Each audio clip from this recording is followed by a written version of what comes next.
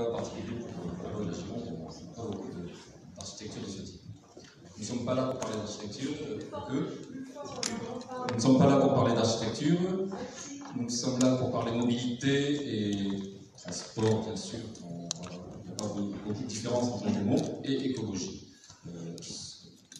Pour faire vite, mobilité, c'est un terme un peu branché qui regroupe les transports de personnes, transport de marchandises, mais aussi circulation d'informations, on l'oublie, avec le numérique, on en parlera peut-être tout à l'heure au moment d'évoquer la 5G. Mais les transports, quand on parle de circulation des personnes, c'est pour se rendre au travail et aux études, c'est bien sûr pour avoir accès aux services, quels qu'ils soient, et puis c'est les transports de loisirs. L'autre type de circulation, c'est les transports de fret, de marchandises, qu'ils soient au départ de la métropole, à l'arrivée de la métropole, à l'intérieur de la métropole, ou en transit, et ça c'est aussi préoccupant que les trois autres précédents. Voilà. Il est difficile ensuite de cloisonner les différentes parties de l'écologie, tant il est vrai que l'eau, l'air, le sol, les énergies, les déchets traversent un petit peu toutes les problématiques en termes de pollution, en termes de marchandisation. Voilà. Donc je vous présente autour de moi Sylvie, Evelyne et Nordine. Nous parlerons tour à tour, avant de vous donner la parole, nous parlerons tour à tour d'écologie au sens large, et puis plus précisément de transport via le réseau TBN. Nous parlerons de mobilité douce. En tant que bastidien, je parlerai du stationnement, et puis on vous donne la parole pour évoquer tous les autres sujets. Sylvie. Merci Gris. Moi j'ai essayé de vous faire un petit tableau de la façon dont on parle d'écologie, nous, à Bordeaux en lutte, parce que je crois qu'on a fait une véritable construction pendant cette campagne et que ça vaut le coup d'essayer de faire le point là-dessus. L'autre jour, quand on a tourné la vidéo, peut-être que vous l'avez vu, où Philippe enlève le paquebot qui se trouve dans le port de Bordeaux, je repensais à une pancarte que j'avais faite, c'était un pur hasard. Hein. Le 17 novembre 2018, je suis venu à la manifestation à la République, au rassemblement, avec une pancarte sur les paquebots de croisière, et j'avais écrit autour d'une photo, j'avais écrit voilà, je pollue, mais je ne paye pas de taxes sur mon pétrole, je produis 20 à 70 fois plus de particules fines que les véhicules diesel les plus polluants, 1 million de fois plus d'oxyde de soufre qu'une voiture, des oxydes d'azote, et des cendres, et des métaux lourds. Et à vrai dire, je ne savais pas trop en arrivant au rassemblement si j'étais pas un peu en décalage avec les gens qui étaient venus là, vous vous souvenez, parce que le point de départ c'était une taxe supplémentaire sur l'essence. Et je ne savais pas si j'allais pas passer pour une écolo, et vraiment j'ai tenté, et ça a été incroyable. Toute la manif, les gens ont discuté cette pancarte, parce qu'ils ne connaissaient pas. Ça m'a valu des rencontres passionnantes, et notamment celle avec un laveur de carreaux cordiste, vous savez, ceux qui montent dans les immeubles pour laver les carreaux, qui s'y connaissait en pollution, parce que justement il a trouvé sur les carreaux qu'il nettoie, et qui s'y connaissait pas du tout par contre en droit du travail, et à qui j'ai appris voilà, qu'il avait le droit d'aller frapper à la porte de l'ULCGT, même s'il n'était pas adhérent, parce qu'il avait des problèmes de contrat. Et voilà, et c'était ça dès le départ, ce mouvement des Gilets jaunes, donc un mouvement qui a fait irruption dans la rue, avec des gens qui avaient échappé au radar des organisations politiques, syndicales, écologistes. Et pourtant, ça fait partie des premières choses qui ont été mises sur la table, ces trois revendications contre l'injustice sociale, l'urgence écologique et l'urgence démocratique. Donc, il faut reconnaître que les organisations politiques les plus à gauche ont eu du mal à reconnaître cet ovni politique qui était le mouvement des Gilets jaunes, et d'autant plus que la méfiance des Gilets jaunes était énorme. Mais il faut quand même resituer. Moi, je remonte à peu près à 2005, parce que je dis 2005 parce que c'est la date du référendum sur le TCI, le traité constitutionnel européen. et qu'on s'est retrouvé beaucoup de gens qui avaient voté non à ce traité dans le mouvement des Gilets jaunes. Mais il faut voir l'enchaînement qu'il y a eu entre Sarkozy et sa politique de droite libérale, qui a été enchaînée en toute continuité par la politique de droite libérale et autoritaire de Hollande. Souvenez-vous des lois d'urgence utilisées pour mater les manifestations écolo, les manifestations sociales. Souvenez-vous Rémi Fraisse. Et puis on est passé sans rupture et en toute continuité à Macron et à Castaner. On est passé à la casse du Code du travail par El Khomri, à la casse du travail par Pénicaud. On est passé à la casse maintenant des retraites et de tous les acquis de la libération. Mais je m'égare. Quel rapport avec l'écologie et avec Bordeaux en lutte? Le combat pour préserver le climat, pour éviter ou retarder la catastrophe qui vient, est indissociable de la lutte contre les inégalités et les injustices sociales. C'est la première leçon du mouvement des Gilets jaunes. On ne lutte pas pour le climat en taxant les pauvres, qui plus est sur des déplacements contraints parce qu'ils ne peuvent plus habiter en centre-ville et sont obligés de se loger en périphérie de la métropole. Et pourquoi ne peuvent-ils plus habiter en ville? Parce que leurs élus bradent pour des bouchées de pain aux promoteurs des terrains sur lesquels on construit des logements qui ne leur sont inaccessibles une fois construits. Inaccessibles et mal faits, et sans la moindre exigence écologique. Quand je dis leurs élus, ce sont y compris ceux de l'opposition actuelle, puisqu'ils se sont abstenus sur les grandes opérations de vente de la mairie de Bordeaux, par exemple 3 lots de Brazza qui sont en construction juste à côté. Mais je m'égare encore. Le combat pour le climat est indissociable des luttes contre les inégalités, car nous ne sommes pas égaux dans notre contribution, pas égaux sur la planète. Un citoyen américain émet en moyenne chaque année plus de 15 tonnes de dioxyde de carbone, c'est 3 fois plus qu'un Français et c'est 10 fois plus qu'un Tchadien.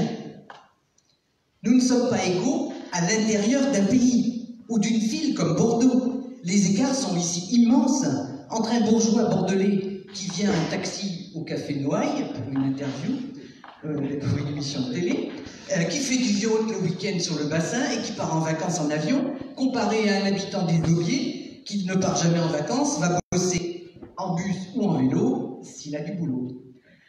Qu'on ne nous parle pas d'anthropocène, ce mot a été forgé sur anthropos, qui veut dire le genre humain, l'être humain, et pour dire que voilà, les êtres humains en général auraient modifié tellement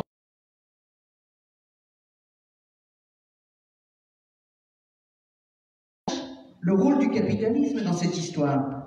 On devrait appeler le capitalocène, comme le propose notre chercheur, ou même le plantationocène, parce que si on veut bien chercher les débuts de cette catastrophe d'exploitation éhontée de la nature et des hommes, il faut remonter au colonialisme, à ses débuts, l'arrivée de Christophe Colomb à Haïti. On commence par abattre tous les arbres pour faire des plantations de canne à sucre, et puis on va chercher des Africains pour les faire pousser.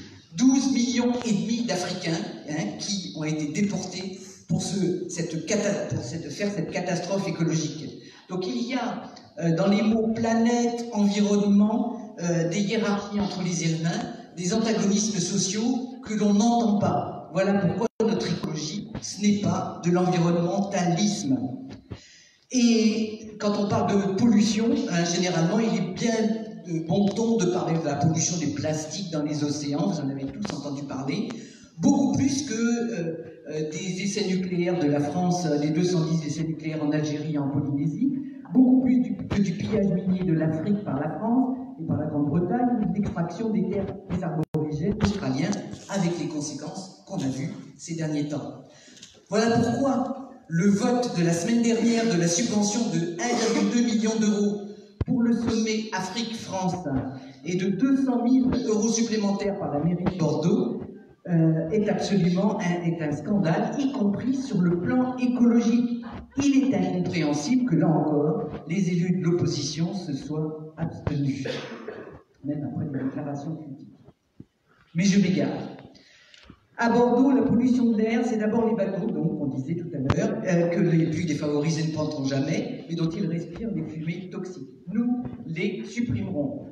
À Bordeaux, la pollution, c'est aussi les pesticides, ceux qui sont répandus en ville, et ceux qui sont répandus un peu plus loin, dans le Médoc, qui nous sont apportés par les vents dominants.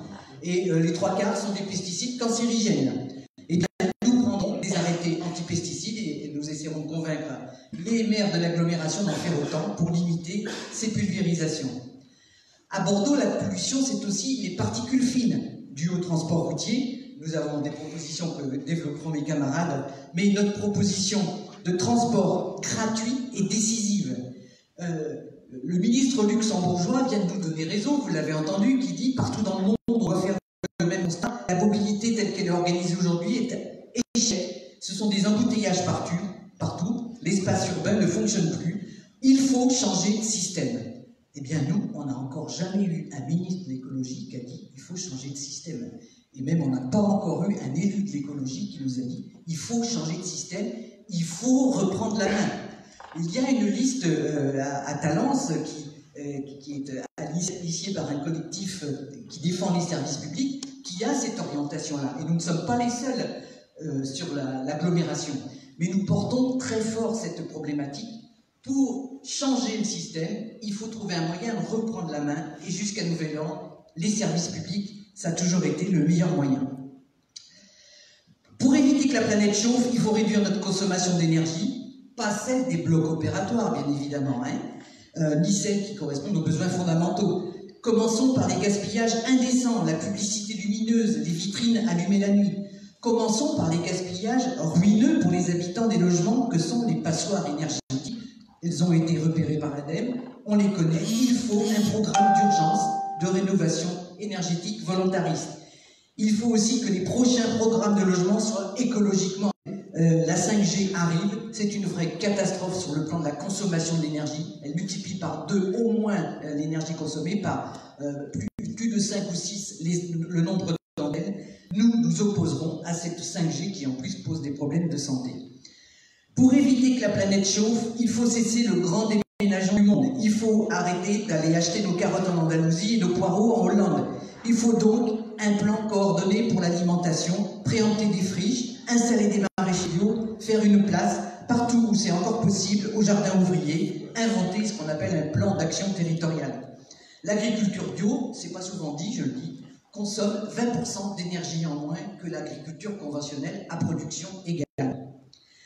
Enfin, il faut végétaliser, bien sûr, planter des arbres, mais nous disons aussi qu'il faudrait arrêter d'en couper, parce que les vieux arbres produisent beaucoup plus de fraîcheur et apportent beaucoup plus d'évapotranspiration que les arbrisseaux que l'on nous plante maintenant. Et il faut arrêter d'artificialiser les sols, notamment avec les parkings de supermarchés. Pour toutes ces questions, nous sommes convaincus que la démocratie est un véritable levier. De tous les points que j'ai soulevés, beaucoup ont été soulevés sur l'agglomération de Bordeaux par les associations. Naturjal pour la déviation du taillant, les associations anti-pesticides. Bien sûr qu'un maire n'est pas quelqu'un d'omniscient, il a besoin de s'appuyer sur la société civile, il a besoin de s'appuyer sur les associations, par exemple, de locataires, qui démontrent qu'il y a des problèmes dans les logements. Lorsque le niveau d'eau aura monté de 1 mètre, ce qui était prévu au départ pour 2100, mais qui sera sans doute plus vraisemblablement arrivé en 2050, les premiers inondés à Bordeaux seront les quartiers du Grand Parc, du Lac, une partie de la Benauge, et bien sûr Euratlantique qui est construit en zone inondable. Ce ne sera pas le cours de l'intendance, ni le quartier du Triangle. Je ne vous fais pas le coup du complot, mais c'est ce qu'on prend. Quand on a construit la ville de Bordeaux, on l'a construit sur les parties les plus émergées, et les marécages, on n'y est même pas allé habiter au départ, et c'est petit à petit qu'on est allé assécher le marécage dans lequel s'est construit par exemple le Grand Parc. Et voilà pourquoi, donc, c'est la dernière raison, c'est que, je prends cet exemple pour dire que le réchauffement climatique, ce sont les pauvres qui le prendront en pleine gueule. C'est pas eux qui ont des climatiseurs, hein, c'est eux, ils vivent dans des appartements qui sont froids en hiver et chauds, très chauds en été. Et donc, il faut de toute urgence construire une solidarité, des solidarités à toute épreuve, pour affronter la catastrophe qui vient. Voilà pourquoi nous avons besoin de Bordeaux en lutte et que tous ces combats sont indissociables. Merci.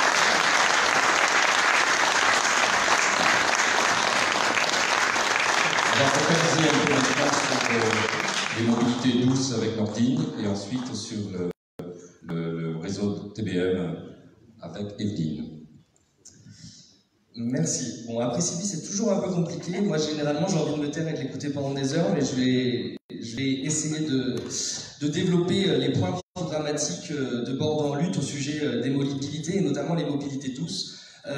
Par mobilité douce, on entend communément les mobilités non carbonées, et notamment le vélo, les piétons. Nous, ce qu'on défend à Bordeaux en lutte, c'est une sécurisation des pistes cyclables, déjà, parce que, en fait, je crois que les piétons et les vélos, ils ont le même problème. C'est-à-dire qu'à la fois les trottoirs, à la fois les pistes cyclables, il y a un vrai problème pour pouvoir circuler à Bordeaux. On veut faire à peu près tout l'inverse de ce qui a été fait à Tourny et à Fond-d'Odège. S'il y a beaucoup d'habitants du quartier, je ne sais pas si vous êtes déjà passé en vélo à Fond-d'Odège, mais parfois on est sur la même voie que les voitures, parfois sur la même voie que les tramways, parfois on n'a pas de voie du tout, voilà, de trottoir. Donc on veut développer les pistes cyclables. Alors après, on a signé la charte Vélocité qui parle de 200 km de pistes cyclables. Je pense qu'il y a un vrai travail à faire avec les habitants de chaque quartier pour réfléchir à comment on développe les pistes cyclables dans les quartiers de manière intelligente.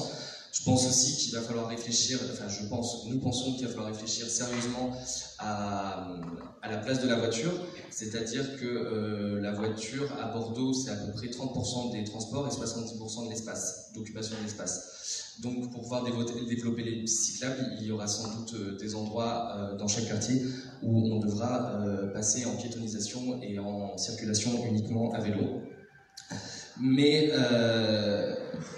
Mais pour ça, nous pensons que ça sera à l'échelle du quartier. On veut aussi, en termes de transport plus global au centre de la métropole, lutter contre la diamétralisation qui s'exerce à Bordeaux, en permettant l'ouverture de nouveaux parcs relais gratuits pour les voitures et en développement l'intermodalité, voiture, vélo, tram, bus.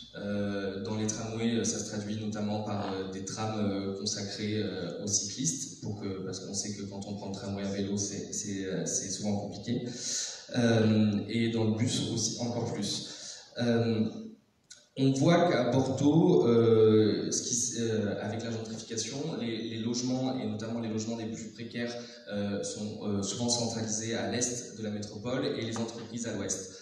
On veut de ce fait permettre un transport plus rapide et plus efficace pour les gens qui travaillent, et notamment en développant le RER métropolitain avec les infrastructures déjà existantes, la réouverture des gares qui ont été fermées, les rails, alors je ne sais pas si elles sont en service, mais les voies ferrées existent déjà. Voilà.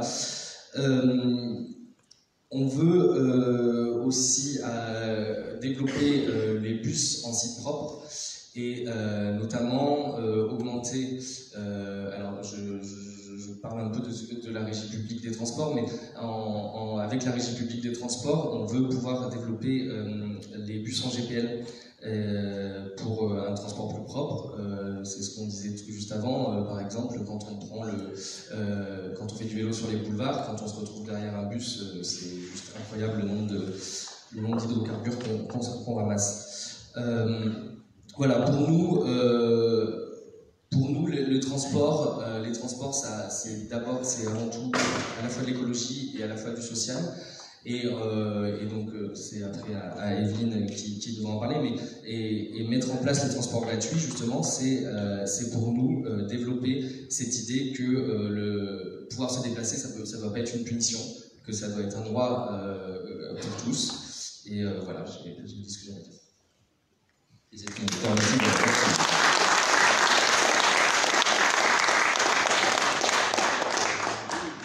Alors, pour Bordeaux en lutte, la gratuité des transports est l'alternative écologique à la voiture. C'est également une question de justice sociale et c'est surtout une décision politique.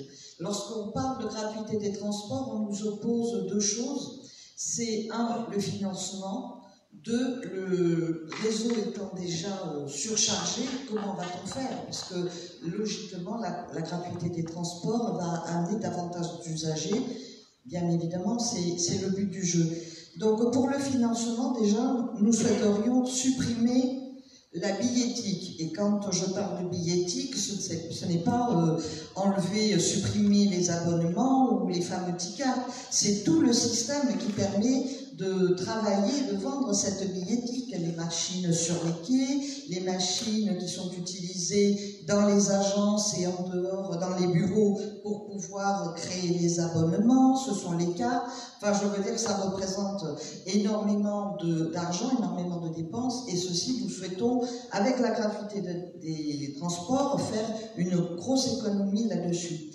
Il y a également, on peut faire participer les entreprises avec le versement transport, versement dit aussi mobilité. Ce n'est pas une grosse augmentation, puisqu'on dit que ce versement des entreprises est à peu près de 2%. Si on l'augmente à 2,2%, ça nous fait rentrer des recettes. Et ce versement est acquitté, donc, comme je vous le disais, par des entreprises qui seraient certainement très heureuses de voir leurs salariés ne plus perdre de temps et d'énergie dans les bouchons.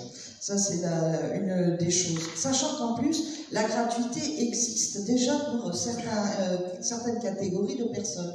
Donc, pour les demandeurs d'emploi, pour les anciens combattants, pour les personnes âgées qui ont de très faibles revenus, pour les personnes en situation de handicap, dont le handicap n'est pas très élevé, mais il faut que les revenus soient très bas. Donc là, il faut vraiment aller quémander auprès des CCAS la possibilité d'obtenir soit un tarif réduit, soit une gratuité. Inutile de vous dire que la gratuité est difficile à obtenir. Donc cette gratuité existant aussi pour les maires des différentes communes de la métropole, et je ne suis pas sûre que tous utilisent les transports en commun tous les jours, sachant que quand on parle de gratuité, bien évidemment, vous savez que derrière, quelqu'un paye cette gratuité. C'est pas simplement une carte que l'on donne. Donc, il y a les élus, donc les maires et les élus métropolitains bénéficient automatiquement de la gratuité des transports. C'est ce qui me fait penser un petit peu lorsqu'il y a eu le premier débat à TV7, lorsque Nicolas Florian a montré sa carte TBM en disant que lui aussi prenait les transports en commun. Je suis désolée, sa carte est gratuite. Donc, ce qui veut dire que la gratuité pour lui, oui, mais pas pour les autres. Donc, il y a quand même derrière des questions à se poser. Si la gratuité existe pour certaines personnes, pourquoi ne pas l'étendre à tout le monde? Ça, c'est déjà une question que l'on peut se poser. Sur la saturation du réseau, bien évidemment, il est saturé parce que depuis le départ, on a voulu mettre en avant le tram et que nous sommes dans le tout tram. Les lignes de bus nous amènent vers le tram. Et je crois qu'ici, sur la rive droite, vous êtes bien placé pour savoir qu'il est quand même assez difficile de passer d'une commune à l'autre avec des petites lignes ayant de fortes fréquences qui vous permettraient de vous déplacer facilement d'un point à l'autre. Vous pouvez en faire l'expérience tous les jours, ça n'existe pas. Donc, au-delà de la suppression de la billettique, c'est tout le réseau de bus qui est à revoir pour nous. La deuxième chose, c'est qu'il faut vraiment qu'on prenne en main tout ce qui est service public, on reprenne en main, mais collectivement, avec un droit de regard des habitants sur les transports et arrêter avec les délégations de services publics dites DSP qui sont très coûteuses parce qu'en fait elles permettent surtout d'enrichir des sociétés privées et organiser vraiment des régies de services publics dont le premier, comment dirais-je, la priorité d'organisation serait vraiment l'intérêt commun, l'intérêt de... Je ferai juste une petite intervention sur un sujet qui me tient vraiment à cœur, c'est Mobibus. Mobibus, c'est une société qui dépend aussi de TBM, mais qui s'occupe surtout de personnes qui sont en situation de handicap, mais avec un taux de handicap au-dessus de 80%. Ce sont des véhicules adaptés et souvent, et des conducteurs qui sont formés pour aider les personnes qui sont dans ces situations de fort handicap à pouvoir se déplacer, à pouvoir entrer dans les véhicules et évidemment en sortir. Actuellement, la demande explose. La demande explose de par peut-être l'espérance de vie qui augmente un petit peu, les maladies professionnelles, les accidents de la vie. La demande explose, mais on reste toujours avec le même nombre de véhicules, le même nombre de conducteurs, ce qui fait que beaucoup de personnes se voient refuser certains déplacements, alors que c'est quand même un moyen pour eux de ne pas rester isolés chez eux, de pouvoir se sociabiliser, de pouvoir aller voir des amis, voir de la famille, participer, aller au cinéma, faire des sorties culturelles. Voilà, donc c'est quelque chose qui est vraiment important et Bordeaux en lutte vraiment travaillera et mettra un point d'honneur à vraiment défendre le développement de Mobibus parce qu'on ne peut pas laisser comme ça les personnes en situation de handicap sur le bord de la route.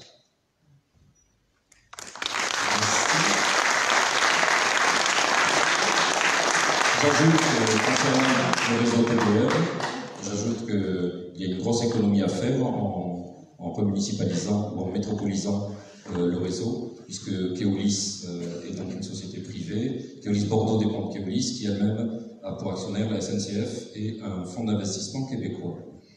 Je vous laisse juger. À propos de fonds d'investissement, il y en a un autre qui est luxembourgeois et qui possède Urbispark. Ça vous dit quelque chose ? Alors, Urbispark, c'est la société qui a été choisie pour contrôler le stationnement en voirie, qui a fait beaucoup parler de lui depuis quelques mois et quelques années sur la ville et la métropole. Urbispark est maintenant le chouchou de la métropole, puisque c'est de moins en moins Vinci, de moins en moins la société des grands garages, des grands parkings, qui possède les parkings de la métropole, c'est Urbispark, sous forme de concession ou de DSP, et des DSP de 5, 10 ou 15 ans, alors que pour Keolis, je crois qu'on ne l'a pas dit, tout est négociable en décembre 2022. Donc ça, c'est intéressant. Pour le stationnement, il y a beaucoup à faire. Nous, à Bordeaux en lutte, on pense que des décisions devront être prises dans les quartiers avec les habitants. On ne veut pas d'une politique du stationnement qui pénalise les résidents. Cela dit, on entend que depuis qu'il y a du stationnement payant, il y a plus de place et il y a moins de voitures ventouses. C'était le gros argument de la mairie, de l'adjoint au maire de la Bastide et même de M. Juppé, le nouveau conseiller du Conseil constitutionnel, qui s'est fait largement chahuter il y a 2 ans, ici même. Bon, pour en revenir au stationnement, il faut dire qu'il y a une société communautaire qui existe, Parcu, qui pourrait gérer tous les parkings de la ville. Et on pourrait faire des économies, toujours pareil, en donnant moins d'argent aux actionnaires et éventuellement en baissant les tarifs si c'est nécessaire. Voilà, j'ai dit ce que j'avais à dire sur le stationnement. Je pense qu'on peut peut-être vous donner la parole, et en sachant que la réunion il y aura une conclusion de Philippe Poutou, qui est au premier rang, modestement.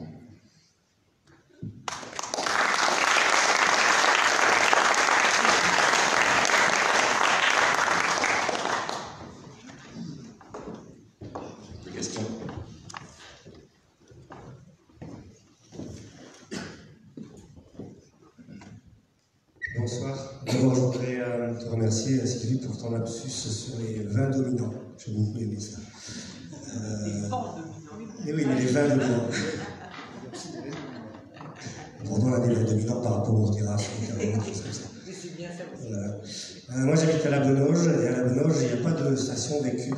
Ça fait 3 ans que je demande.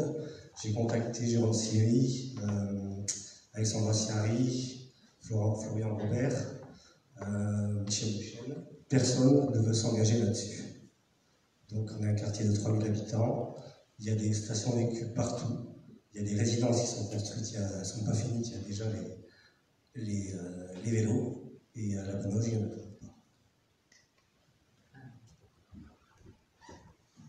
Un autre témoignage ou une autre question?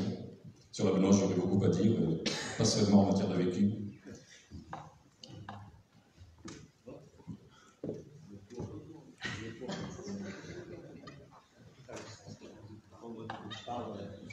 Je suis Michel Sobus de France Télécom, retraité. J'ai vécu toute ma carrière à Paris, donc je connais les tarifs des transports à Paris. Je suis metteur sur Bordeaux et je constate que Bordeaux est en train de rattraper Paris pour le coût des transports.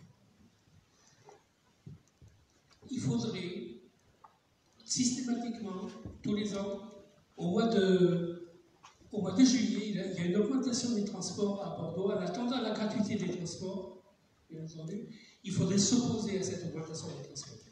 Le ticket au détail à Bordeaux coûte 1,70 €, le ticket de métro à Paris coûte 2 € au détail, et petit à petit, on est en train de rattraper les tarifs de Paris. C'est inacceptable. Merci. Qui veut répondre? Ça tombe bien, on n'est pas qu'une liste qui porte des promesses, et surtout pas, on est une liste qui veut lutter. Alors, au niveau des tarifs, oui, ils sont assez élevés pour pour les enfants entre 11 ans et 28 ans. Alors 28 ans, ça peut être aussi des salariés, mais on mélange un petit peu les deux catégories. Imaginez, c'est 244,80 € je crois, à l'année. Un abonnement, ça fait plus de 20 € par mois. Imaginez une famille avec 2 ou 3 enfants en âge scolaire, ce que ça représente comme budget.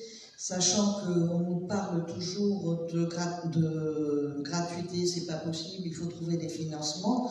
Et la facilité, c'est de faire des prélèvements. On vous propose le prélèvement. Si vous regardez les fiches d'abonnement, vous n'avez pas le tarif à l'année, vous avez le tarif par mois. C'est bien plus intéressant, plus attrayant.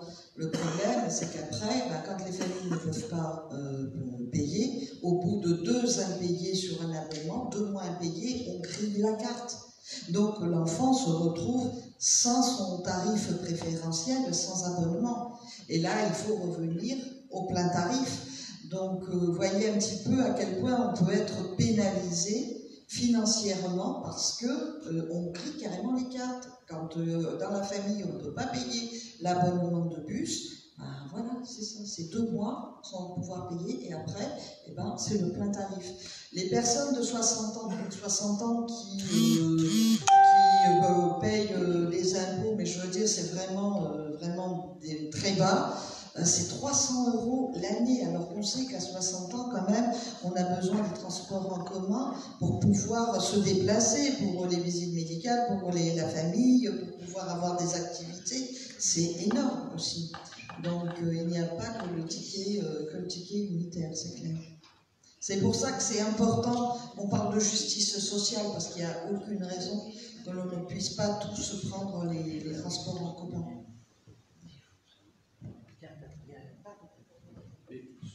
Sur la question sur le véhicule, nous ce qu'on pense c'est que les conseils de quartier doivent être décisionnaires et qu'ils peuvent justement, que c'est au conseil de quartier de décider où doivent être implantées les stations véhicules, et surtout quand il n'y en a pas. Alors si on fait de la politique fiction et qu'on est élu, il y aura donc des conseils de quartier, on est élu majoritairement au 2e tour. Et si on l'espère, on franchit la barre des 10% et qu'on a des élus au conseil municipal, en tout cas on sera aussi là pour porter les luttes et ce genre de choses au conseil municipal pour proposer, je pense que c'est au conseil métropolitain pour les stations de véhicules, mais pour proposer qu'il y ait plus de stations de véhicules et notamment une station de véhicules à la Benoge.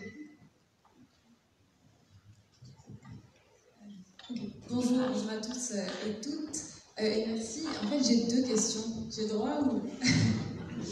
Première, c'est la thématique des déchets, parce que dans l'écologie, je pensais que vous alliez parler aussi un peu de ça. Donc, est-ce que vous allez en parler, un peu plus du programme, justement, la gestion des déchets, notamment biodéchets, ça va être l'échéance, c'est le mandat pour ça, donc voilà. Et ma deuxième question est un peu plus générale, c'est toutes les propositions que vous nous avez données là, et toutes les autres du programme, elles donnent envie, qu'on a envie de ça. Mais comment vous pensez faire ça, du coup, parce que la plupart de ces positions, c'est la compétence métropolitaine.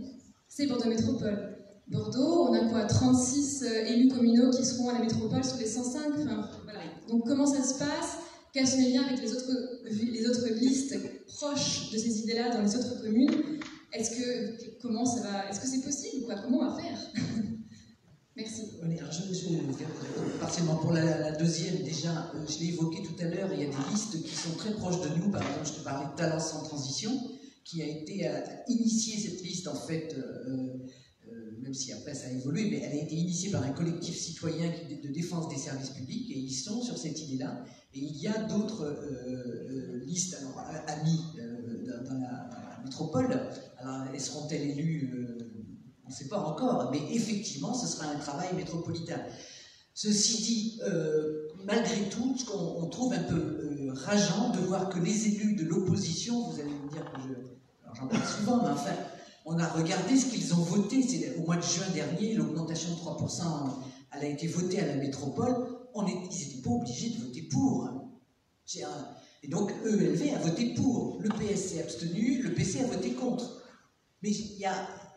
Pourquoi ne pas voter contre des décisions pareilles? Voilà, c'est des questions que l'on pose. Par rapport à la gestion des déchets, alors je ne veux pas, c'est pas complet ma réponse, j'en ai bien conscience. La gestion des déchets, nous, donc on s'oppose à une organisation du territoire qui a lieu en ce moment avec la métropolisation, vous avez entendu parler de ça, je pense, et qui a été mise en place par la loi NOTRe. Et il y a eu récemment une négociation avec Veolia absolument scandaleuse. Veolia a voulu renégocier ses contrats pour le traitement des déchets et a fait un prix à la métropole, à 53 € la tonne, je crois, un truc comme ça, et pour arracher, elle a fait ce prix-là pour arracher le marché, et en fait, elle se rattrape en faisant payer les collectivités territoriales les plus défavorisées qui sont autour de la métropole. Et c'est exactement cette logique qu'on veut combattre. On ne veut plus cette mise en concurrence des territoires. Et même si la loi existe, rien n'interdisait à la métropole de rencontrer les autres collectivités pour avoir une stratégie solidaire face à cette gestion des déchets. Bon, et enfin, il y a des tas d'autres aussi propositions qui sont faites sur la gestion des déchets. Il y en a une qu'il faut fuir, c'est celle qui consiste à privatiser ou à déléguer à des associations à caractère privé certains traitements des déchets. Sur Bordeaux, il y a une association qui est très intéressée par le traitement des bouteilles plastiques. Normal, c'est la plus rentable. Et donc on voit ça dans les pays qui sont complètement libéralisés. Moi j'ai vécu en Égypte, c'était comme ça. Je veux dire, donc il y avait des privés qui prenaient tout ce qui était le plus rentable à recycler. Et puis après, au public, la merde. Je veux dire, voilà, la merde au sens propre, parce que le plus dur à trier, c'est les couches culottes et à en faire quelque chose de valorisable.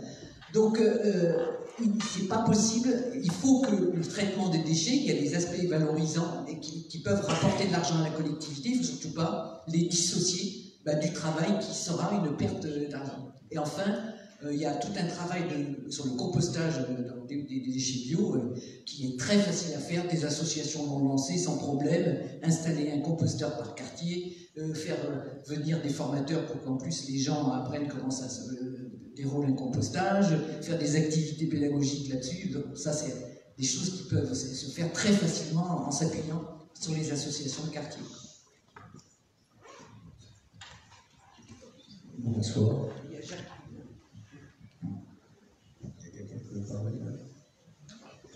Bon, je vais y aller. Alors, bonsoir à tout le monde, mesdames, messieurs. On parle d'économie d'énergie. Depuis que nous sommes là, ce soir, la porte qui ouvre, la maquette à l'extérieur est constamment ouverte. Voilà, chacun doit le comprendre. Ça, c'est les fous. Ensuite, on va parler des pistes cyclables. Alors, les pistes cyclables, c'est une horreur. Subitement, il n'y a plus de pistes cyclables. C'est formidable, ça. Hein, c'est incroyable. Je me demande si on ne se moque pas des choses ici. Ensuite, les bandes de roulement. Ce qu'on appelle les bandes de roulement, c'est-à-dire, c'est l'asphalte sur lequel les véhicules roulent, voilà, se déplacent. C'est une catastrophe. Les réparations sont très mal faites, sont faites par n'importe qui. Personne ne contrôle le boulot, ce qui fait qu'on a des bandes de roulement qui sont absolument effrayantes. On se casse les reins là-dessus, voilà ce que je voulais dire, c'est tout. Il y a le je m'en foutisme qui fait qu'on est obligé de m'en foutisme. Je ne suis pas d'accord. Merci. Jacques. portable. Oui, enfin, juste deux mots, c'est pas une question, mais c'est pour répondre, parce que souvent, dans notre programme, bon, je vais reprendre, mais on parle du transport gratuit, etc., etc., mais il faut s'entendre que notre programme, notre liste, elle est anticapitaliste. Et anticapitaliste, c'est pas que mot, comme mot écologiste, pour nous, c'est pas quelque chose. On est vraiment écologiste parce qu'on est vraiment anticapitaliste. Et être anticapitaliste, c'est dire que si on veut faire une autre politique, que ce soit pour les déchets, pour les transports, pour l'écologie, pour le logement, alors pour faire toute la liste, automatiquement, on va s'affronter au système. Parce qu'automatiquement, on va nous dire c'est pas possible. Automatiquement, voilà, il faudra l'imposer. Et l'imposer, il suffira pas, même si on est élu, il suffira pas qu'on le dise pour que ça se fasse. Même si on était maire de Bordeaux, il suffirait pas que Philippe, en tant que maire de Bordeaux, dise je veux faire un transport gratuit, je veux faire un logement pour tout le monde. Voilà, on sait qu'il faudra s'affronter au système. Parce qu'on vit dans un système où tout est marchandisé. Voilà, tout est basé sur le fric. Si vous avez du fric, vous vivez très bien. Si vous n'en avez pas, ou moins, vous vivez moins bien. Donc voilà. Et bon, juste pour finir, par rapport au transport gratuit, c'est pas simplement une revendication comme ça. Ça veut dire que nous, on est pour une société où c'est pas le fric qui va diriger. Et le transport, comme la santé, comme l'école, ça va être un service public, gratuit, parce qu'on a besoin de se transporter, comme on a besoin de s'éduquer, de se soigner, de se loger, de boire de l'eau, voilà. Et donc, tout ça, on dit qu'il faudra remettre ça dans le public. Et ce serait pour moi, entre autres, un début de socialisme, quoi. Ce ne serait pas encore toute la société comme ça, mais voilà, ça veut dire que nous, on revendique une société qui ne soit pas basée sur le capitalisme, sur le pognon. Mais voilà, encore une fois, je termine là-dessus, voilà. On ne dit pas votez pour nous, on fera ça, mais voilà, on défend cette politique-là, et cette politique-là, si on veut essayer, en tout cas de la mettre en œuvre, ou au moins combattre pour faire passer ces idées-là, bien on aura, là, ça se fera avec vous dans les quartiers, avec les associations, avec tout le monde. C'est pas nous tous seuls qui allons le faire.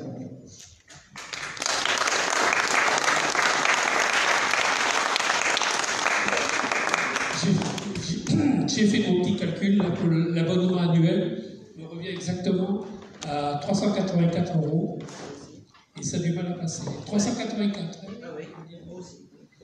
384. Merci. Oui, je voulais dire par rapport à ton intervention, c'est pas tant la question de l'argent, c'est surtout la question du profit qui est dérangeante. Parce que l'argent, il y en aura toujours pour échanger, même dans les systèmes socialistes. Mais c'est le profit d'accumuler. Voilà. Nous avons augmenté les salaires. Ah ben oui.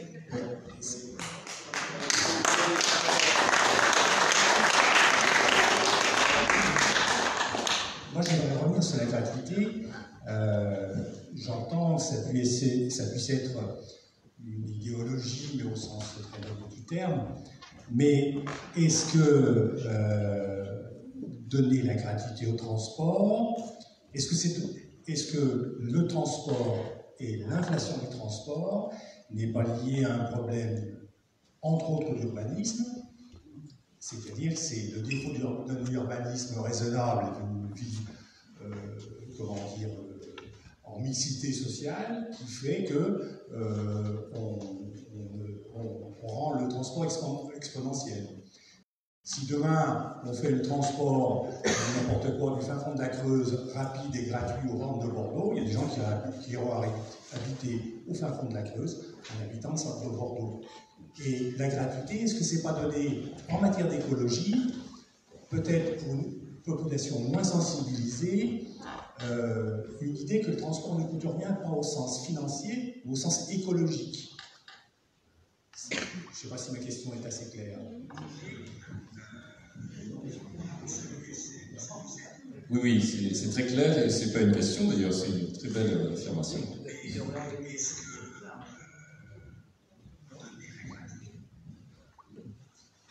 Bonsoir. Alors, on m'entend bien? Oui. Alors, moi je voulais vous faire part d'une inquiétude quand même, parce que moi je suis bénéficiaire du RSA et je me déplace à pied.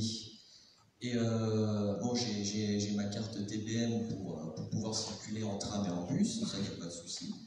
Mais tant que... Bon, enfin, c'est la vision des choses que j'ai, mais pour moi, tant que la droite sera toujours au pouvoir, j'aurai toujours cette épée de Damoclès, parce que je suis pas sûr à 100% que la gratuité des transports dont je dispose en tant que bénéficiaire du RSA soit pérenne, ouais. Et je voulais savoir, une fois qu'on aura des élus à Bordeaux en lutte, voilà, pour la ville de Bordeaux, qu'est-ce que vous allez faire concrètement pour pouvoir défendre les bénéficiaires du RSA par rapport à leur déplacement en transport en commun, quoi. Voilà pour tout le monde.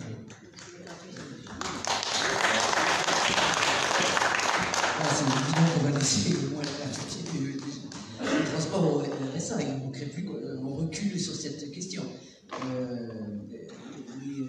Voilà, le reste c'est un combat, je ne peux que redire ce qu'on a déjà dit, c'est un combat éminemment politique, et celui sur les salaires, il est associé à ça. Je veux dire, si en allant travailler pour un demi-salaire, un demi-SMIC, tu perds ta carte gratuite dans les transports, tu fais le compte au bout du mois, tu es allé travailler pour des clopinettes. Donc, c'est vrai que c'est des situations mais qui sont liées au national, et c'est là il faut vraiment que les questions d'écologie soient posées en rapport, comme disait Jacques, avec le capitalisme, avec l'organisation de la société. Sinon, sinon elles boitent, on les pose de travers.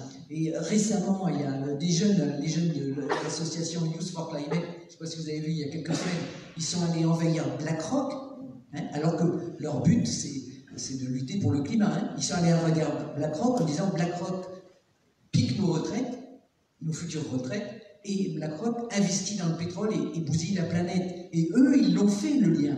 Et il n'y a que Yannick Jadot qui ne l'a pas fait, et qui les a condamnés parce que c'était pas bien de faire des graffitis sur le mur de BlackRock. Mais sinon, eux et quelques politiques qui les ont suivis, bien sûr, et soutenus, ils ont fait ce lien. Et je pense que ça va aller en augmentant. D'ailleurs, les jeunes appellent à nouveau à la manifestation vendredi après-midi. Voilà. Et, à partir de 14h à la Victoire, ils font grève pour le climat, et samedi, c'est les vieux.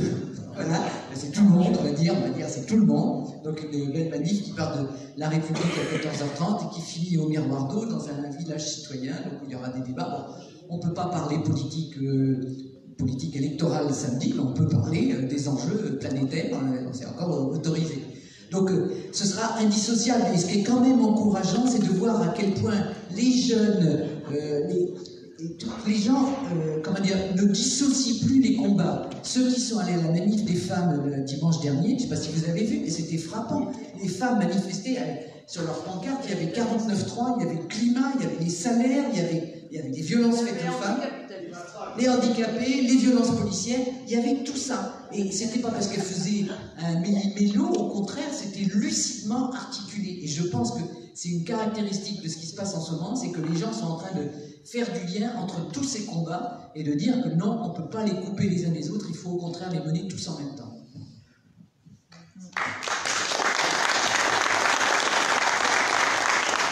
De manière très factuelle, on votera contre, au conseil municipal, on votera contre une telle proposition, mais surtout, si ça passe et si quelque chose comme ça sera proposé, nous, ce qu'on veut, c'est qu'il y ait un vrai mouvement derrière et qu'on aille à Palais-Rouen avec nos élus, avec les gens qui sont RSA, foutre le bordel, enfin voilà. Et on sait très bien que tout seul, on n'arrivera jamais à lutter contre, en étant dans l'opposition, contre des mesures telles que tu viens de décrire. Mais en tout cas, voilà, on veut créer vraiment un mouvement et on veut continuer d'aller dans les quartiers, on veut continuer, voilà. Non, je voulais juste rajouter qu'il est vraiment important pour nous de créer et de travailler avec vous dans des conseils de quartier consultatifs où on pourra vraiment échanger, on pourra vous dire ce que l'on a comme information, mais il faudra aussi que vous nous parliez de ce qui se passe sur le terrain, que l'on puisse échanger et que l'on puisse lutter ensemble. Voilà, on ne veut pas reproduire les conseils de quartier que l'on a actuellement, où des élus de la mairie viennent vous raconter ce qu'ils ont décidé qui devait être bien pour vous, et aussi ce dont vous pouvez vous passer. Mais ce que l'on veut, c'est échanger et voir avec vous et essayer de monter, comme je le disais tout à l'heure au début, je raconte souvent, je suis bacalanaise et vous avez vu ce joli quartier des bassins à flot qui a été construit, où on n'a rien prévu à côté, ni espace vert, ni école publique. J'insiste sur les écoles publiques, puisque M. Juppé a fait créer pas mal d'écoles publiques. Beaucoup de résidences se sont montées, beaucoup de béton, et nous avions le tram B qui s'arrêtait à la Cité du Vin. Or, toutes ces résidences sont après la Cité du Vin, et nous avons toute la partie bacalanaise, le centre de Bacalan, qui n'était desservi que par une rame sur 3. Donc les habitants se sont mobilisés. Un camarade de la France Insoumise a monté un collectif transport Bordeaux-Maritime. On a attaqué un petit peu, je dirais, par tous les côtés. Donc les habitants qui ont écrit à la mairie de Bordeaux, à la métropole, à TBR, le collectif qui faisait son travail de terrain, et nous sommes arrivés à obtenir maintenant, on a tous les bus, toutes les rames de la ligne B qui vont au moins jusqu'à Claveau, c'est-à-dire à la limite des habitations. Après, bon, il y a un peu moins de... Mais c'est quelque chose de vraiment important que l'on puisse travailler ensemble. C'est quelque chose que l'on veut construire, que l'on ne veut pas abandonner, que l'on continuera pendant les 6 prochaines années. Voilà, donc soyez-en certains, on n'est pas là pour de faire des incantations, pour vous dire voilà les points que l'on vous propose et puis on va se débrouiller comme ça. Non, c'est vraiment un travail de fond que l'on cherche à faire, mais on veut changer les choses, mais certainement pas tout seul. Avec vous, c'est sûr, sinon on ne pourra pas, c'est clair.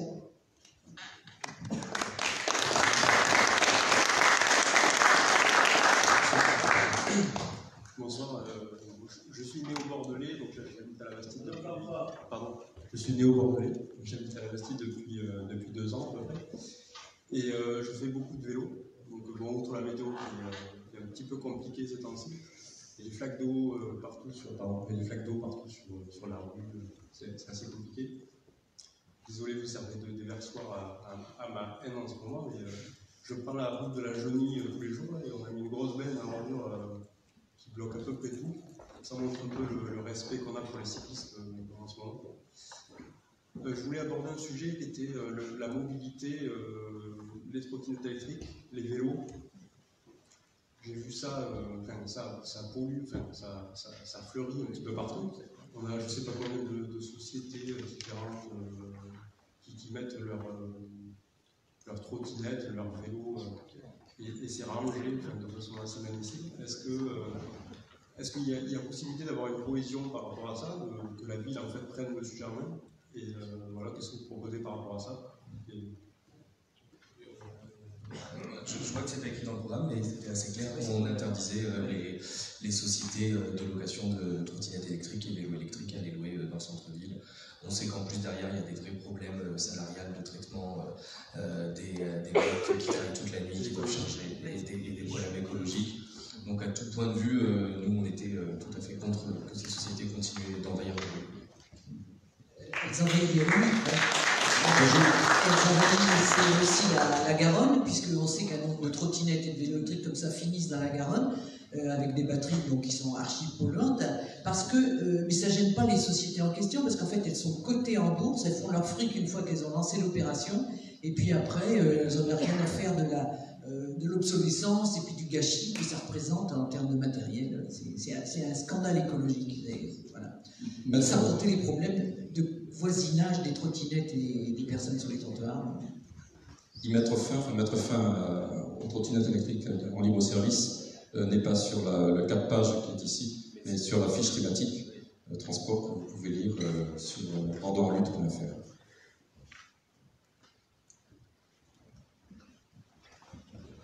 Et puisque Sylvie a parlé des trottinettes qui finissent au fond de la Garonne, on n'a pas beaucoup évoqué la possibilité que la Garonne soit bien plus utilisée au bénéfice des Bordelais pour les transports matin, midi et soir, enfin n'importe quand, et non pas un parking, pas que vous.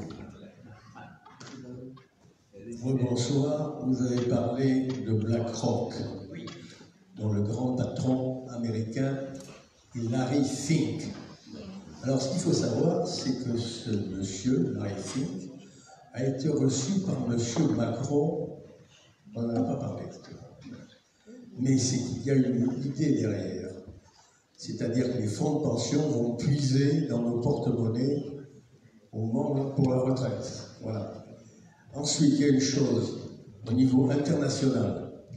Alors, en ce qui concerne toute cette oligarchie économique, il faut aller à Davos. C'est là qu'il faut aller les voir.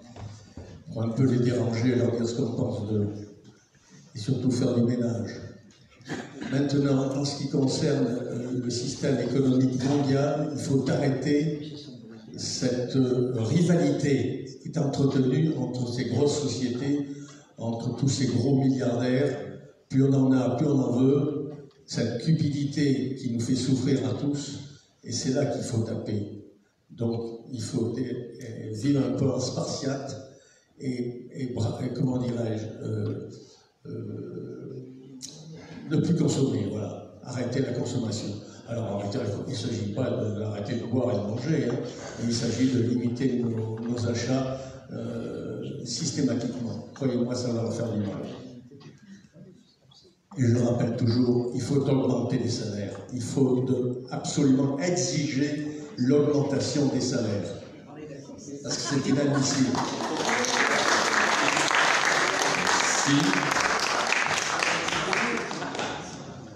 Bonsoir, je voudrais revenir sur le thème de l'écologie, puisqu'on a un projet pharaonique à la Bastide qui est en train de voir le jour du côté de l'Atlantique, au niveau du stade Promis. Il se trouve que ce stade Promis est menacé, grandement, et qu'à la place, en fait, ils veulent le déplacer et mettre un stade en synthétique.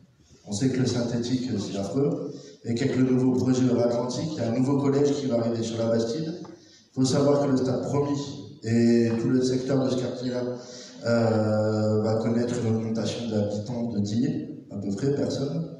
Et en fait, le stade est déjà à saturation. C'est un stade, en fait, qui permet au lycée Sainte-Marie, Trégé et Mauriac de pouvoir faire le sport, les collèges, les écoles primaires, maternelles. S'ils veulent aller faire du sport, ils vont là-bas, puisque le terrain de Trégé de foot, qui est pas très loin non plus, en fait, n'est pas un bon terrain de foot, puisqu'il y a des bosses partout, donc c'est un peu catastrophique.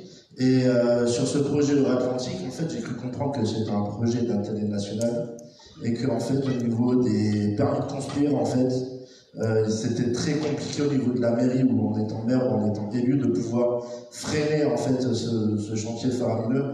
Je crois qu'il y a déjà des exemples à côté de la caserne des pompiers, sur les quais des Champs. Il y a les 2 premiers immeubles qui se sont montés, qui vont cacher la vue. Et il y a une autre problématique, c'est qu'il y a 4 tours de 30 mètres qui vont se faire à cet emplacement-là, donc ce qui fait que toutes les personnes habitant autour dans les maisons, en fait, vont se retrouver à l'ombre, et le soleil, on verra que quand on ira sur le bord de Garonne pour aller flâner sur le parc aux Angéliques. Donc moi, je voulais revenir sur ça, puisqu'en fait, j'ai été élève à Sainte-Marie de la Bastide, et pour aller faire du sport, en fait, on nous envoyait aux antennes du lac, puisqu'en fait, tous les stades environnants sont en saturation. Il y a le stade Galin qui a accueilli en 2016 l'équipe d'Espagne et de Croatie pour les entraînements, et normalement l'argent de l'Euro 2016 devait revenir au club de la Bastidienne, sauf que cet argent n'est jamais arrivé au club de la Bastidienne, et ni pour réhabiliter le stade Galin. Il faut quand même se souvenir que le stade Galin et la Bastidienne ont été des clubs de foot importants, et une association aussi importante qui fait vivre le quartier, mais il y a eu aussi la réserve des Girondins de Bordeaux, pour les un peu fans des Bordelais qui subissent en ce moment. Donc en fait, il y a quand même une histoire autour du stade Galin qui n'a pas revu ses tribunes se remonter et qui donc devient obsolète.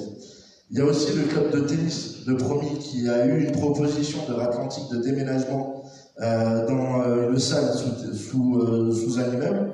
Et en fait, ce club de tennis est aussi à saturation. Donc ils ont proposé de les déménager, sauf que pour 60 cm, ils ne peuvent pas accueillir des compétitions, on va dire, locales, nationales, pour 60 cm.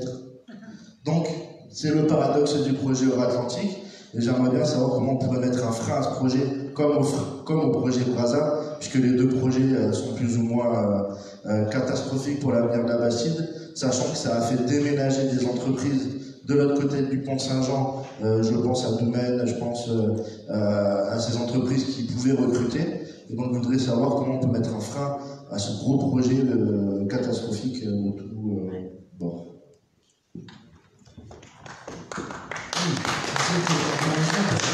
Je ne sais pas techniquement si on peut mettre un frein à Euratlantique et Brazza comme ils sont lancés.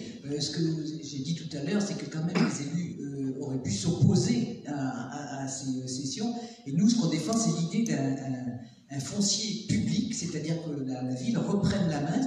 Le foncier public, il existe, hein, il y a encore des terrains, et justement, on veut éviter que les catastrophes Euratlantique, Brazza se renouvellent, donc il faut que la mairie garde la main sur son foncier public, pose des exigences quant aux habitations qui vont être posées dessus. Là, je vais prendre un exemple sur Brazza, il y a un terrain, un des lots de Brazza qui a été vendu 84 € le mètre carré. Alors, s'il y en a qui ont essayé d'acheter à Bordeaux, voilà, vous pouvez citer. Voilà. 84 € le mètre carré. Sous quel prétexte? Sous prétexte que c'était pollué, qu'il fallait dépolluer. Mais la mairie a elle-même pris en charge la dépollution. Alors, il y a plusieurs niveaux de dépollution. Et elle a pris en charge un niveau de dépollution de type artisanal, industriel, commercial. Et il restait seulement, pour passer au stade dépollué pour des logements, il restait seulement ça à faire pour le promoteur qui a eu la manne. Au passage, c'est un hasard, c'est le fils d'un adjoint Florian, c'était un pur hasard. Et il restait ça, et la mairie a voté une subvention supplémentaire au promoteur de 3 500 000, voilà, pour finir la dépollution. Et avec, en décrivant noir sur blanc, si c'est trop, vous voudrez bien nous rendre ce qui est en trop. Imagine une association, tiens, tu fais les maraudes avec des associations allemandes, imagine que ton association, elle reçoit une année 3000 balles de subventions supplémentaires et qu'on te dise, bon, si t'en as trop, tu rendras à la fin de l'année. Voilà, ça n'arrive jamais. Mais ça arrive aux promoteurs. Je veux pas, je le redonnerai. Donc, il y a vraiment à reprendre la main. Alors là, c'est même pas, il n'y a pas à passer en régie, il n'y a pas à dépenser des milliards et tout. Le foncier public qui reste sur la ville de Bordeaux, il faut que maintenant il y ait un conseil qui gère ce foncier public avec des hautes exigences environnementales et sociales pour des logements qui à l'arrivée ne se vendent pas 5 000 € le mètre carré comme c'est le cas à Brazza, puisque ça finit entre 4 500 et 5 500 € le mètre carré construit. Il y a la plus-value que font ces gens-là.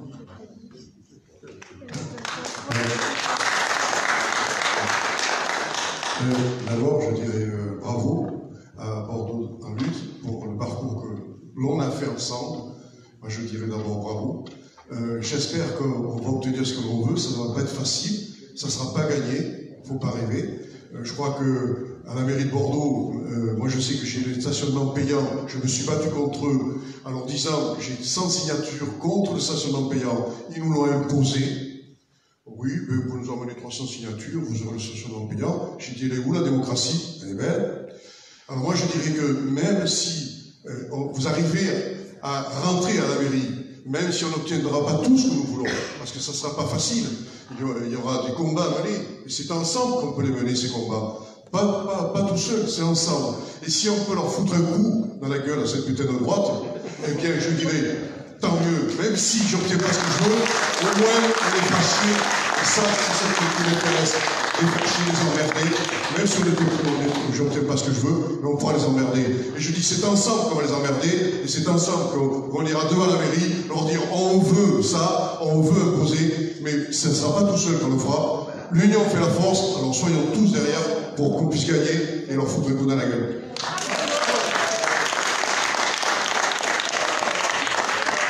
Oui, bonsoir. Je voulais juste revenir sur ce que disait Sylvie à propos des terrains. Parce que Juppé, au moment de construire les bassins à flot, il a miroité aux gens qui quasiment y donnaient les terrains aux promoteurs, parce que les promoteurs allaient faire les routes, allaient passer les fibres et tout ça. Et alors ça, c'est du grand pipeau, parce que régulièrement dans notre coin, c'est des gens de la métropole qui viennent faire des relevés, et c'est la métropole qui paye toutes les petites rues, tous les trous qu'il faut faire, ainsi par exemple le garage moderne, ils n'ont pas été capables de passer la fibre. Quand ils ont fait la route, là, c'est intelligent, parce qu'ils ont fait ce qu'ils ont voulu, Et maintenant, C'est nos plus On n'entend plus de censure. Et maintenant,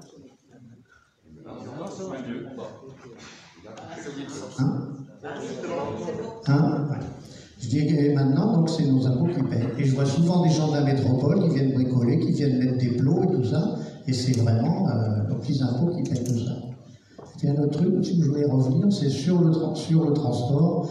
Effectivement, là où il faut se battre, c'est pour une régie publique. Parce que comme vous avez vu, on n'est plus des usagers, on est devenus des clients pour Keolis. Alors le transport, il ne sera jamais rentable, ça c'est sûr. Donc il pourra expliquer aux gens qu'on peut servir 500 et quelques millions aux actionnaires de Keolis sur une année. Ça veut dire que ça, quand même, c'est vos impôts. Hein.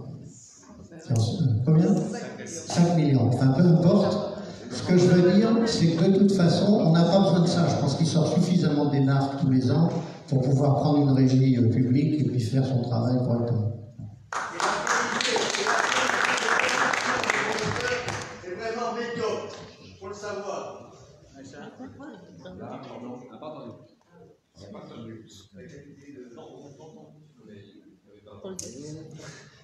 Bonsoir. C'est simplement une réflexion. C'est pas une question. Moi, je pense honnêtement que quand M. Florian dit que c'est pas possible de financer la gratuité des transports, moi, je suis pas du tout d'accord. On peut très bien taxer le capital, il y a les revenus financiers. On peut par exemple, enfin, c'est une suggestion, c'est pas une proposition. On pourrait par exemple taxer les produits de luxe à 30%. On pourrait donc financer les transports gratuits si on taxait tous les produits de luxe à 30%. On pourrait prendre aussi sur une partie de l'évasion fiscale, qui rapporte quand même 100 milliards par an. Donc, on pourrait taxer les bonus, les stock options. Enfin, je veux dire, il y a quand même des solutions. Quand on nous dit qu'il n'y a pas d'argent, il n'y a pas d'argent. Ça fait depuis des années qu'on nous dit qu'il n'y a pas d'argent. Hein? Mais bon, si on taxait le capital, on pourrait financer tous les services publics, y compris avoir la gratuité des transports, ce qui est quand même juste socialement et juste écologiquement, parce que ça éviterait aux gens de prendre leur voiture et donc faire moins de pollution. Voilà.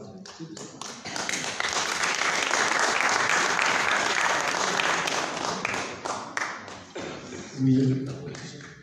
Alors, on parle de mobilisation. Il y a une mobilisation qui a fonctionné sur le quartier, qui est en train de fonctionner. C'est la suspension du projet Chamago. C'est une société dont on n'a pas trop compris, enfin si on a mis un peu de temps, mais ça a été un écran de fumée pour voir ce qu'il y avait derrière, qui devait occuper les allées de serre avec une installation et ensuite basculer sur la caserne de la Benove. Ça serait bien qu'elle reste aussi un bâtiment public, c'est un bâtiment patrimonial. Et la mobilisation des habitants avec les pétitions et les bons conseils ont fait que ce projet est suspendu au tribunal administratif, que vous passez devant le Mégarama. Vous avez la fiche de ce qu'ils ont commencé à planter dans le sol, qui défigure l'espace public pour le coup, qui le privatise. Et voilà, la mobilisation, elle peut aussi marcher par ces initiatives de quartiers, de voisins, d'en parler et surtout d'y croire en fait. Voilà, c'est ça qui fonctionne.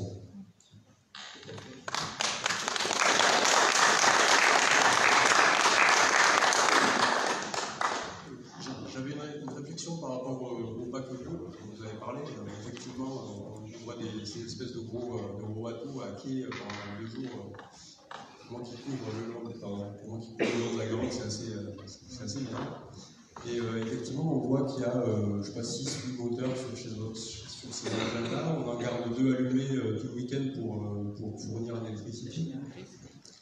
Alors, moi je ne suis pas pour définitivement supprimer ces choses-là. J'imagine que ça amène des choses à la ville de Bordeaux, ça peut amener, je sais pas, du tourisme. Je ne suis pas du tout dans ces comptes-là. Est-ce qu'il n'y a pas des solutions alternatives qui sont, par exemple, fournir sur les quais des solutions électriques pour ne pas pour ne pas lever les boucliers en disant donc, simplement on va supprimer complètement ce genre de choses?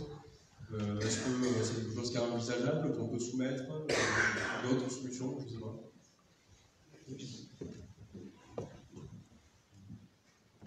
Une réponse, oui.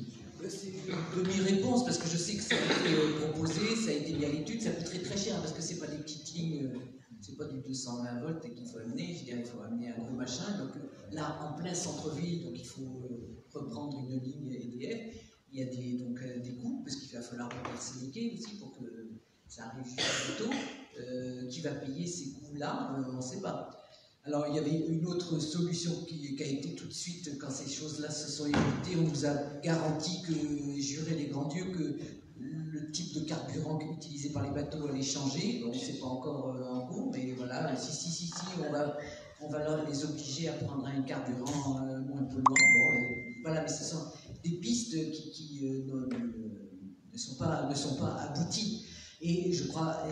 Par contre, l'idée que ça apporte à la ville de Bordeaux, c'est très faible, parce qu'il faut savoir que ces bateaux, c'est des villes entières. C'est-à-dire qu'il y a dessus tous les commerces, et l'idée, c'est... bon, c'est pas forcément des gens très riches qui les prennent, il y a beaucoup de comités d'entreprise qui achètent de façon groupée ces tickets-là. Bon, je veux dire, c'est pas à la portée de quelqu'un au RSA, c'est vrai, mais c'est pas non plus des voyages très chers, forcément. Mais on va chercher à sucer le porte-monnaie de ceux qui sont sur le bateau, du début, du moment où ils embarquent, jusqu'à l'arrivée, de sorte qu'ils vont acheter tout ce qui est souvenirs, tout ce qui est pinard, tout ce qui est, voilà, sur le bateau. Et quand ils vont descendre à Bordeaux, sur les quais, bon, ils vont aller prendre peut-être un café au bar en face, mais guère plus, et qu'il y a très peu de retombées commerciales. Une espèce de forme de tourisme complètement... abrutissante en plus, parce qu'il n'y a même pas de rencontre et de contact avec la population locale. On est là, on se déplace en troupeau, on achète en troupeau, et on retourne en troupeau à la maison. C'est vraiment une forme de tourisme qui est discutable. Les salaires des personnes... J'ajoute que notre opposition à ces préfets de luxe repose aussi sur les conditions de travail des salariés, la plupart venant d'Afghanistan, du Pakistan, de pays de l'océan Indien, dans des conditions lamentables.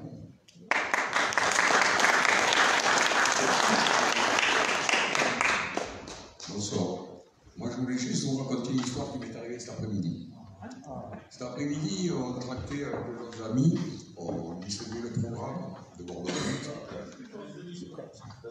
On distribuait le programme de Bordeaux en lutte. Et j'ai vu une dame qui avait des tracts. J'ai pensé qu'elle tractait pour Pierre Wernick. J'ai dit, attendez, je vais contracter pour Pierre Wernick, voulez-vous prendre mon programme? Regardez le programme, elle m'a dit, ah oui, Philippe Poutou. Elle m'a dit, je l'aime bien. Je l'aime bien, il est très gentil. Il est très gentil. Elle m'a dit, il est très gentil. Alors je lui ai dit, mais moi j'ai lu votre programme, figurez-vous. Mais votre programme, il est à 2 milliards d'euros pour Bordeaux.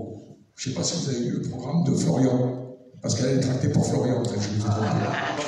Et je lui ai dit, mais votre programme, c'est 2 milliards d'euros minimum. Elle m'a dit, mais vous inquiétez pas, monsieur, on a le financement. Donc s'ils ont le financement pour faire un programme magnifique, ils doivent bien avoir le financement pour le tram.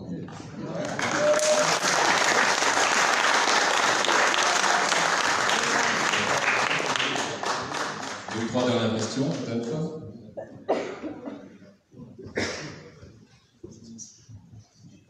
Je reprends la parole.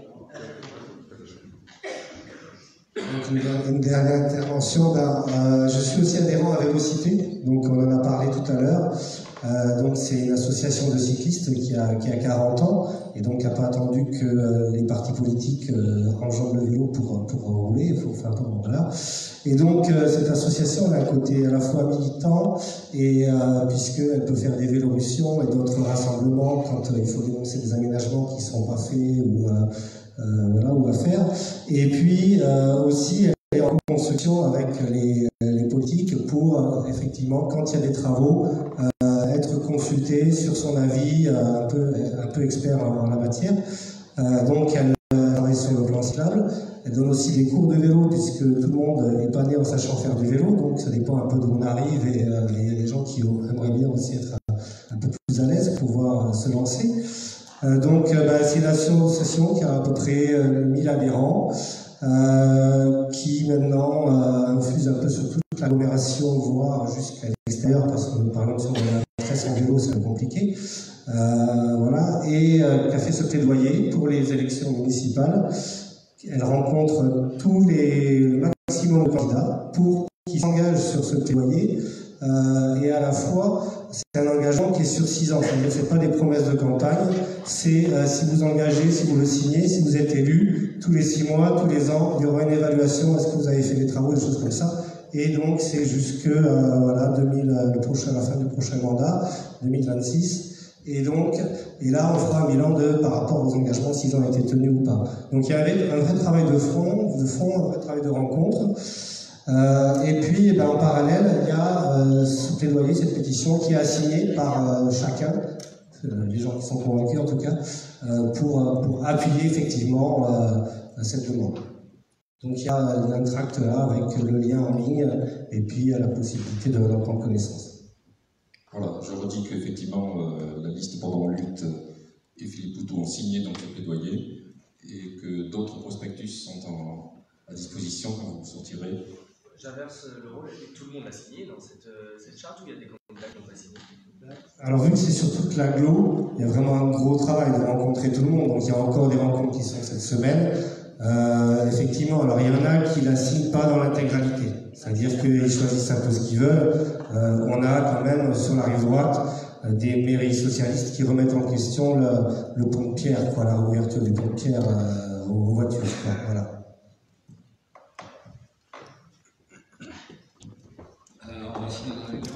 J'ai décidé que c'était le gentil de la liste qui finissait la réunion.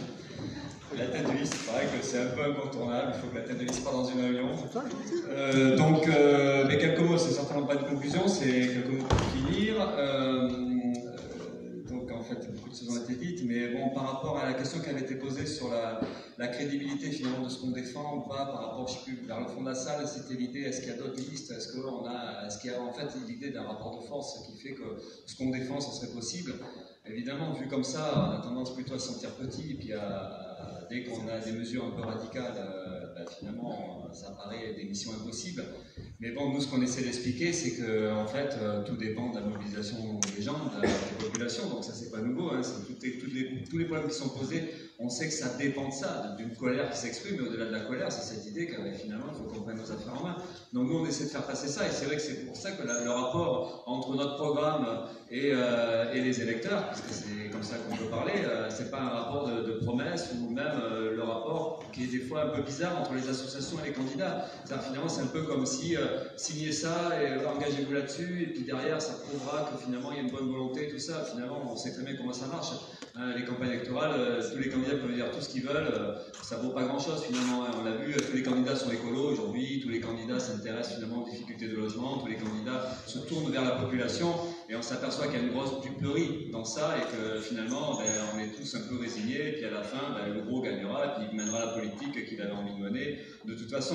Donc on est dans un rapport comme ça. Alors nous, on essaie de faire passer autre chose, on essaie de faire passer cette idée qu'on peut être radical, on peut avoir des idées de contestation d'un système, et ne pas être pour autant utopique, ou ne pas être moins crédible qu'un autre. Parce qu'après aussi, il faut combattre cette idée que finalement, il y aurait ceux qui sauraient, il y aurait ceux qui auraient les compétences, qui savent diriger une ville, qui savent gérer un budget, et puis les autres qui seraient des allumés ou des guignols, ou des gens qui connaissent rien de tout ça. Donc c'est aussi important de discuter de l'importance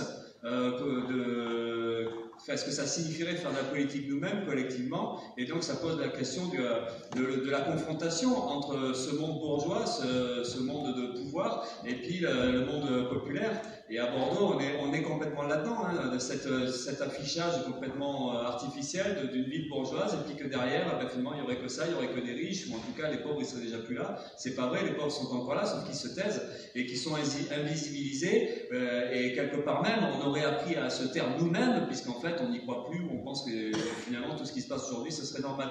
Donc, nous, on essaie d'exprimer cette contestation-là, en lien évidemment avec toutes les batailles sociales qu'il y a en ce moment, et on pense que de ce point de vue-là, le climat était en train de changer, et c'est peut-être ça qui fait qu'on a un écho différent dans la campagne, et qu'on a aussi des sondages qui sont un peu surprenants. Enfin, les sondages, ça fait 3 semaines maintenant, donc on pourrait dire que peut-être qu'on n'en est plus à 12, qu'on est retombé à 5, ou que peut-être on est à 18, on ne sait pas, ça fait 3 semaines qu'il n'y a pas de sondage.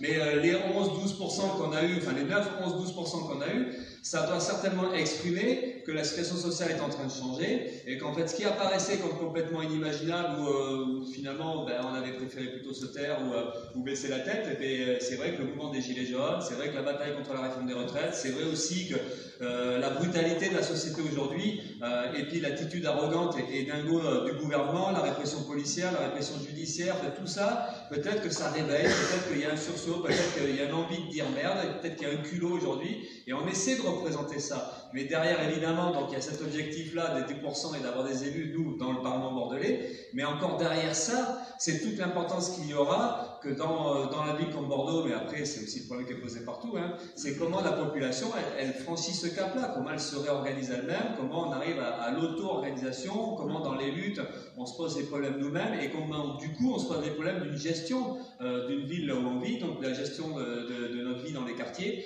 Et c'est ça qu'on essaie de faire, c'est de faire passer cette idée-là et de faire ce lien entre donc des luttes sociales et les élections. Donc voilà, donc la crédibilité finalement, elle dépend de tout ça, d'un rapport de force qui n'est peut-être pas complètement là, mais qu'on espère construire. Et c'est ça qui nous fait espérer, c'est qu'en fait on se dit que bah, c'est possible. Voilà, donc c'est vrai que le début de notre motivation c'était de dire merde, tout simplement, ça fait un peu simpliste ton truc, mais c'est vrai que le début de la liste c'était ça, c'était comment on peut foutre le bazar de cette campagne qui sera chiante de toute façon, hein, une campagne où on voyait bien les trois ténors, qui sont des nuances, hein, c'est plusieurs nuances d'un même camp social, hein, c'est les trois nuances on va dire principales de la bourgeoisie bordelaise, tout ça semble bien compatible quand même, hein, tout ça se tient bien, d'ailleurs à tel point que celui du milieu qui s'appelle Cazenave et qui est macronien, vous avez vu dans la presse, hein, vers qui va-t-il aller, il y a même pas, il peut aller des deux côtés, hein, puisqu'une partie d'Alice Cazenave serait plutôt tentée par Florian, une partie d'Alice Cazenave serait plutôt tentée par Véronique, et donc on s'aperçoit que tout se tient, et qu'on est dans un monde qui est bien habitué à fonctionner ensemble, un monde de connivence, et puis surtout derrière ce monde politique, c'est les liens qu'il peut y avoir avec le monde économique bordelais, hein, c'est les Pichets, c'est les Fage, c'est les Vinci, on voit bien que tout fonctionne bien ensemble, hein, et c'est ça qu'on voudrait rompre, c'est là-dedans qu'on voudrait rentrer dans l'art, enfin, c'est de ce côté-là, c'est dire, mais non, c'est pas possible, et la crédibilité finalement, elle dépend de ça, de notre capacité à nous, de cartonner ça et de dire ben, finalement il y a une rupture avec ça qui est nécessaire, qui est incontournable, et c'est vrai que c'est la réappropriation de nos vies, c'est une réappropriation sociale, c'est reprendre les richesses et c'est donc se réapproprier le pouvoir. Alors évidemment après il y a un côté un peu utopique, le pouvoir, est-ce qu'on peut le reprendre, mais n'empêche qu'on est là-dedans, si nous on ne le formule pas, si nous on ne l'explique pas, si nous on ne discute pas des frontières, ça ne changera pas de toute façon. Donc il faut au moins apprendre à voir ça et à discuter de ça. Et peut-être que dans la campagne, on a au moins cette utilité-là. C'est de mettre à plat ces choses-là et de formuler très clairement les enjeux finalement des questions politiques qui nous sont posées. Et donc comme la soirée, c'était la soirée à thème écologique, essentiellement. D'ailleurs, j'espère que vous avez compris, c'était pas un meeting de Urmic, hein, parce qu'à force de parler écologie, c'était pas une réunion de Respire, hein, c'était une réunion de Bordeaux en lutte. Voilà, mais sur l'écologie, c'est intéressant aussi. C'est qu'en fait, pour nous, l'écologie, c'est pas de la déco, c'est pas parce que c'est à la mode, c'est pas, on dit pas qu'Urmic est comme ça non plus, hein, mais c'est pas un truc qui fait joli, c'est pas juste de changer la couleur sur un tract, c'est que l'écologie, c'est pour ça qu'on dit l'écologie sociale, l'écologie populaire et l'écologie radicale, mais l'écologie anticapitaliste, puisque forcément, dès qu'on pose un problème, et de la même manière qu'on pose un problème social, dès qu'on pose un problème écologiste, on se rend bien compte que c'est une confrontation. Ça peut pas juste se passer comme ça, c'est pas juste la bonne idée qui manquait, c'est pas juste ah tiens si on faisait 200 km de pistes cyclables, ah tiens si on faisait du transport un peu gratuit, ah tiens si on arrêtait ou si on empêchait du glyphosate ou des pesticides à synthèse. C'est pas ça le truc, parce que là à chaque fois qu'on dit ça, ben derrière on va se confronter à des intérêts capitalistes, des intérêts financiers, et donc du coup on joue plus là. Et la question écologiste, c'est une question de rapport de force, c'est une question de combat politique, et c'est ça qu'on essaie nous aussi d'expliquer. C'est qu'en fait, voilà, on est de la même manière que la question du logement, que la question de la culture, tout se situe sur cette question-là, c'est-à-dire soit c'est la bourgeoisie qui monopolise tout et puis qui se satisfait ses propres copains, son propre milieu, soit on partage, et si on partage, eh bien, ça veut dire que forcément il y a du combat et qu'il faut aller récupérer des richesses, récupérer du pouvoir quelque part, et donc l'écologie, elle est là-dedans aussi. Donc c'est ce qu'on essaie d'expliquer, et c'est peut-être l'intérêt de voter pour nous par rapport à Urmic, même si Urmic est gentil avec ses arbres et tout ça, mais on n'est pas contre, mais il y a la notion d'un combat social et politique qu'il faut qu'on arrive à faire passer, et derrière, eh bien, on verra bien, mais bon, voilà, donc j'arrête là parce que c'est peut-être un peu long comme une conclusion, mais c'était pour dire qu'il y a des tracts, il y a des affiches, il y a des rendez-vous dans les jours qui viennent. On a un meeting central le jeudi soir à la salle Santé derrière la gare. On essaie de faire de cette soirée-là, qui sera le dernier meeting, bon, à moins que le coronavirus il s'accentue très lourdement d'ici là, on n'annule pas, de toute façon la barre est à 1000 et on espère faire un meeting à peu près à 300, qui est une taille modeste, mais qui est une taille qui est passable dans les conditions sanitaires actuelles. Et donc on voudra en faire une soirée plutôt fraternelle, chaleureuse, donc il y aura un peu de bouffe, je crois, un peu de boisson, enfin ça sera du champomis, mais bon c'est quand même pas mal. Et on aura aussi un concert à la fin. Voilà, on voudrait faire un rendez-vous à 2 jours des élections, faire un rendez-vous plutôt sympathique.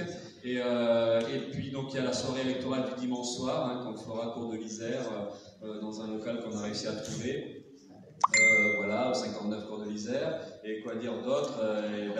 Après, il y aura une réunion publique la semaine prochaine. Il y aura musique aussi, évidemment, avec une télé allumée en permanence pour suivre les résultats. Et puis, quand on sera au second tour, on aura un meeting aussi la semaine prochaine. Et on aura une nouvelle soirée électorale le 22 mars. Voilà, ça fait...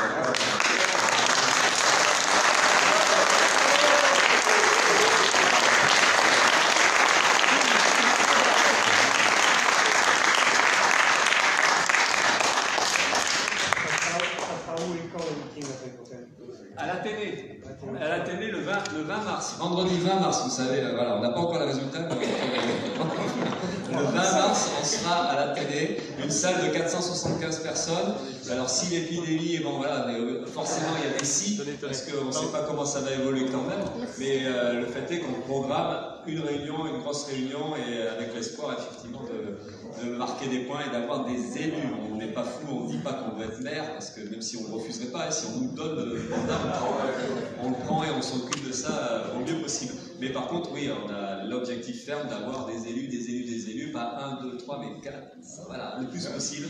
Et on ne sait pas si on rêve, mais en tout cas, il vaudrait mieux rêver pour l'instant. Et voilà. Merci. Merci,